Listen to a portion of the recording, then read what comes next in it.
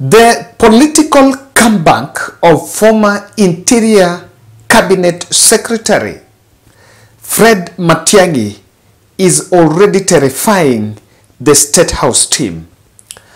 I've always said here, and I will repeat, you can take away all the accolades from Fred Matian'gi, but you cannot take away the fact that Matian'gi is a performer and is well known by those who sat for KCSE in 2015 and 2016 that he streamlined that sector, that education sector, and things are just getting worse now. Every ministry that Matian'gi served, he actually, at the height of Uhuru tenure, Matian'gi was a super CS. Kenyans have been asking that maybe he needs to be reintroduced into the system. But again, this is one of a gentleman that really went brutal against William Ruto because he was in a ministry that really needed to execute president's directives. So today, I'm going to do a critical analysis on why the State House team are against Matian'gi's comeback. Two interesting videos that you must watch, so make sure you watch to the end. But as custom this week, I am I'm informing you and reminding you about our April project. Our April project are these beautiful women, elderly women you are seeing in your screen. These women are from Kano. We are going to do a mission in Kano to support 50 elderly women. As you can see, this is just a cross-section of the population we are targeting. Already someone is on ground, has been working with them. One of us has been supporting them with unga. And that's why the photos we are seeing there, they are carrying some unga. So we decided, he shared it with us, that he's been supporting them for a while. But of course, it's not yet enough. He's not been able to reach a huge number. So already have over 50 that we want to go and support on 13th Saturday. So this week, we are doing 100 bob challenge for support this mission. Our target is to buy unga, to buy some blankets, to buy, or rather to buy some food stuff, unga, blankets, and there's some of them that also need mattresses. So we are looking at that so that when we go to do that mission, we shall impact lives. We said our mantra in the bold, apart from the political commentary, apart from faulting governance, we are part of this society and we are part of the solution. And the little that we can do when we are together, we can also do something. And that is why 2 months, once in 2 months, we support one project and we pick one project and support. And this month, it's in Kano. Next, we shall do next somewhere else. So kindly, let's purpose to the target. I know that by Friday, where we'll close by maybe one night fundraiser, we'll be able to clog it. Now, I want you to watch this video here. And before, there is a video that I want to, it was done by Manoti. Manoti is a Nakuru-based blogger. He interviews most of the politicians from Nakuru County. And by the way, if you want to know most of whatever is happening in Nakuru, you need to subscribe to his channel. Manoti is one of, also another very good journalist working, some very good reporter working in Narok, in Nakuru. And he interviewed Nakuru West MP Samuel Arama. Last week pia nimeona umefanya hapa interview. Tunaelekea kule upande wa Nyamira. Na ukasema Nyamira sasa Matian'gi senior most akuja simame governor Nyamira. Ni kama hii safari yako ya Nyamira ni kama lakini unajua ubaya, you want the big one. I said in the absence ya Matian'gi. Ulisikia hiyo? Nilisema in the absence ya Matian'gi, mimi nitakuwa hapo. Let me tell you Manoti. Kenya ya saa hii inaongozwa na ukabila. Na saa hii mheshimiwa tunajaribu kupigana na ukabila tena. Si saa hii imeanza. I want to bring my point where I'm saying like that. Na saa hii si saa hii imeanza. Hata wakati hiyo ngine. Ukabila ndiye naongoza hii Kenya in the sense that If for example, uliangalia juice KRA, wale watu waliajiriwa KRA, uliona hiyo watu koti ilienda kasema wafutwe kazi. Uliona? Maybe you have not seen. KRA out of vile watu waliandikwa sijui walikuwa 2,000 na kitu. They only went to 2 communities. If you don't know. Ilienda kwa jamii ya Wakalenjin na Wakikuyu. To an extent where one constituency from Thika, ile ya town, where the chairman of KRA comes from, they employed one constituency 50 people. Why in Nakuru hapa, we could not even get us road. In fact, the only person who got us road in the party, they got the 80 roads. Out of all the 2,000 people. Uliona imeenda mpaka Eldoret imepata hiyo ni sawa. But then at the same time nikiangalia saa hii the deputy president ameita Wakikuyu.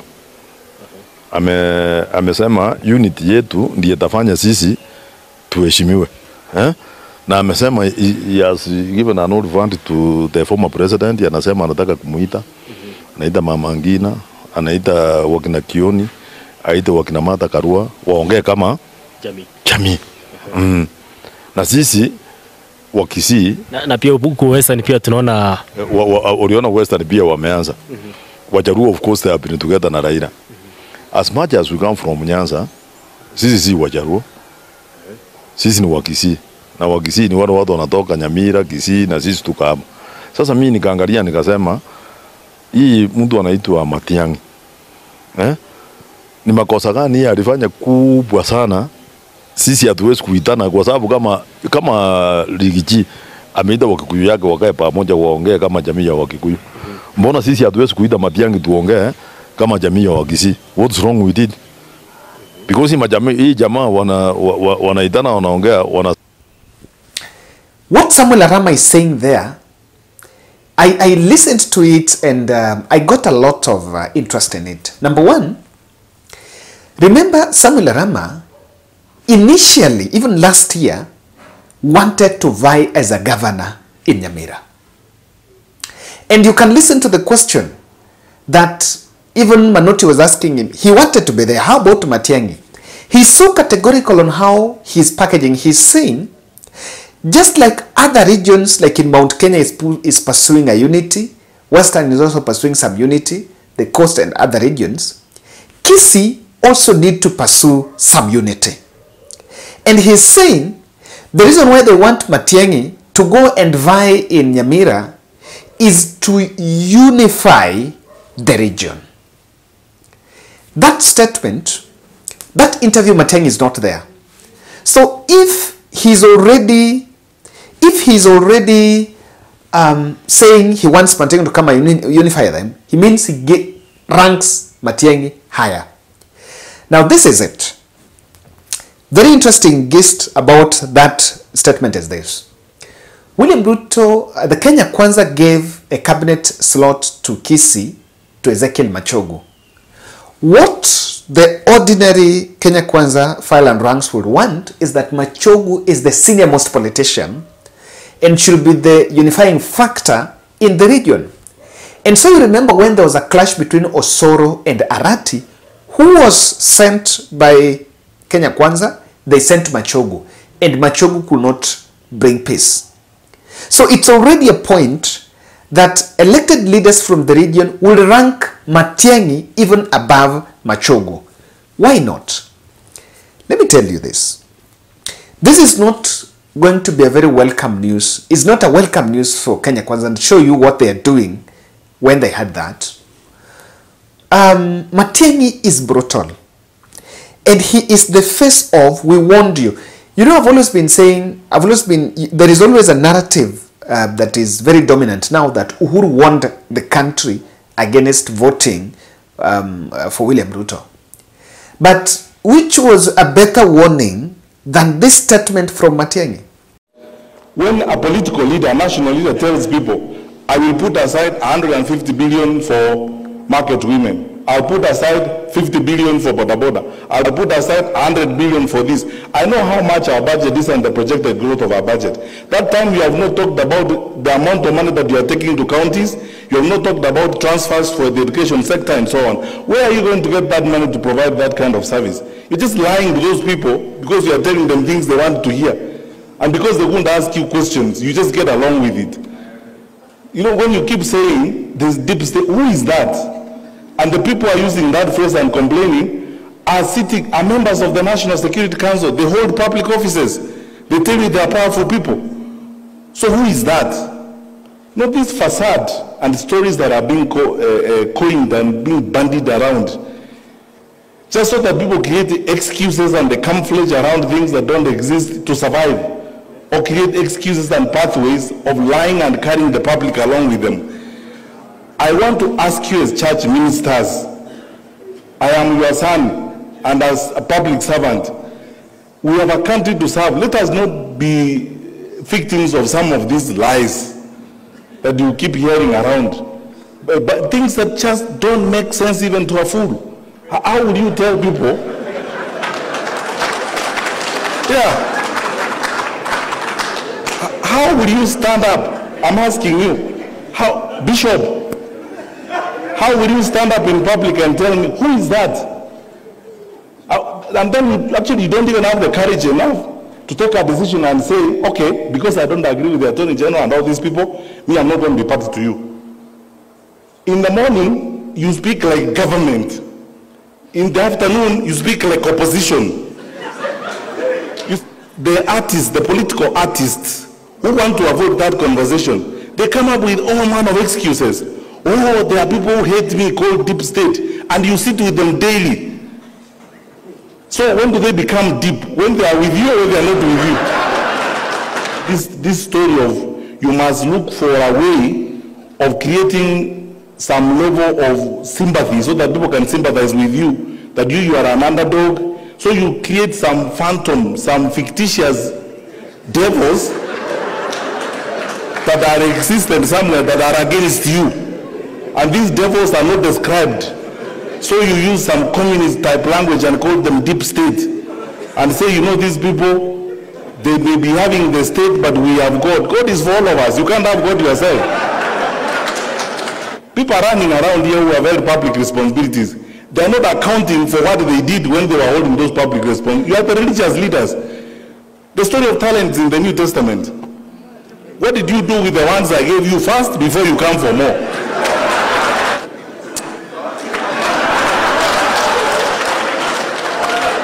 What about these jokes? Finally. So that tells you he's very brutal, and he was the face, he's the man that told off the president, the deputy president by then, that you are lying. He keeps on telling the country, you are lying. Keeps on saying, you will elect wash in government. You are going to elect gangsters. And by the way, it seems to have come true. So, his decision to go and seek an elective seat in Kisii, in Nyamira, does not come lightly. There is a political development. Matian'gi comes from Nyamira, and Nyamira borders Kisii, so that's the two Kisii counties. One person that is now close to Matian'gi is Arati. Arati is the deputy chairperson, I think is the chairperson of ODM party.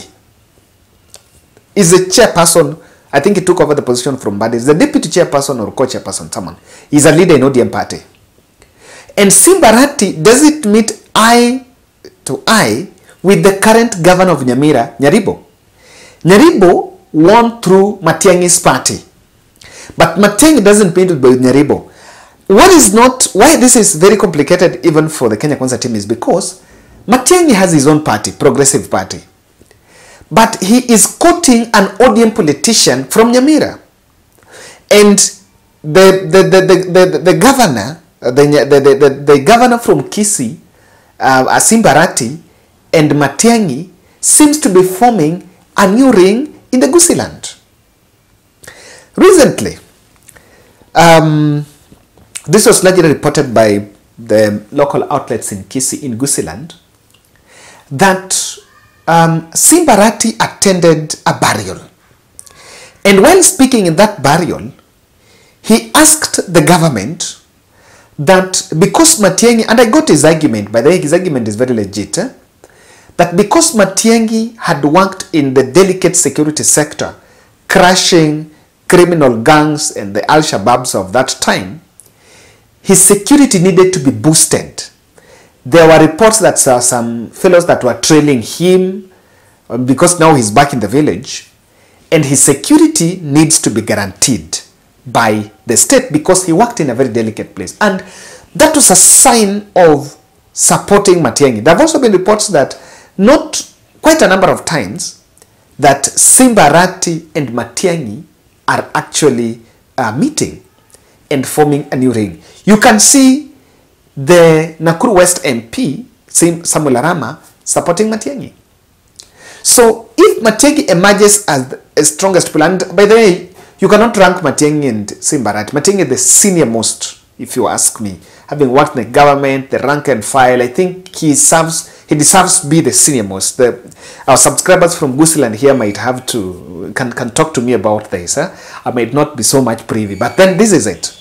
So you cannot, by the way, you cannot undermine Matiangi. Truth be told, he's not a pushover and is not a yesterday politician. Much as when he was in the public service, he was not so much into the local mobilization. But of course, you cannot rub him off. And I understand that he was working at the World Bank. And the reports that he might come back and make a political comeback. So, this is happening at a time when the William Ruto team are struggling to crash Kisii. And when you realize things have not been so much easy, when that deputy for Simba Arati was impeached in the Senate, Osoro, who is the UDA chief whip and is William Ruto's point man there, could not salvage the situation, could not salvage the Simba Arati's deputy. There's so much that is happening in the background. And what terrifies Ruto is seeing the likes of Matiangi back. Let me tell you. There are three politicians, or there are three politicians that worked under William Ruto, worked under Uhuru era, that Ruto will not want to see coming back to limelight. The first politician or the first leader is Uhuru Kenyatta. Ruto will not want to see Uhuru Kenyatta coming back. And the second person is Fred Matiangi.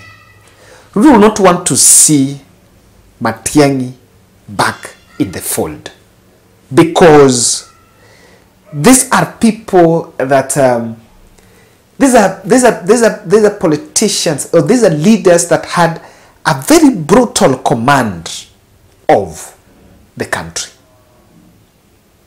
You cannot underrate him. The third politician that we will not want to see back in the fray is Peter Munya. Peter Munya had a very good command of Meru until it was muchly eroded by the UDA. But again, is also another brutal politician. And then you can then rank the Martha Karua and the team. But then, this is why Matiangi is not a welcome call for William Ruto. Kindly subscribe to our channel, click the notification bell and like our videos. And I'm also reminding you that kindly support our April project so that we can impact the lives of those our elderly members of the community. Now, there are 4 reasons why Matiangi is a no-call. Number 1, Matiangi is a potential presidential material in 2032. And let me say it. Just like 2017, Ruto plotted his presidential bid, his 2022 bid, starting on 2017. And political heavyweights, like from the Mount Kenya, who are the potential threats, were actually sent packing. That's when the political careers of the likes of Kabogo were actually killed. So in 2032, Ruto is going to plot for his succession. And when you're going to 2027, the people around him, the Rigathi Gachagua, the Murkomens and the team, they will be plotting for his succession 5 years later. And they will not want the likes of Matiangi to come back, because, let's truth be told, if today you are to walk in Gusii land and you are told, pick one person to be the presidential candidate because we want to give presidency to Gusii land, without blinking your eye, the only person that will take that seat is Matiangi. And he knows very well that with that complication, with him back in the politics, it will really complicate the 2022, 2030, 27. In fact, I can tell you, they will do everything. They will do everything possible to ensure that Matiangi is not anywhere in the picture, 2027. Even if it means intimidation and sponsoring all manner of cases to ensure that it's not on ballot is here. And again, that is the first bit. The second, understanding why Matiangi is not a very good candidate for them. The new ring of Matiangi and Simba Arati can sweep Kisii like bushfire. And that will actually lock out Kisii. For many years, I think when Uhuru, Raila 2013, Kisii voted for Raila. 2017, they really tried to make inroads, and Kisii was largely swing. Kisii voted for Raila, but Nyamira was swinging. Same to 2022. There was a bit of some swing vote there. So it will actually make them have a grip. And in fact, Matiangi is brutal.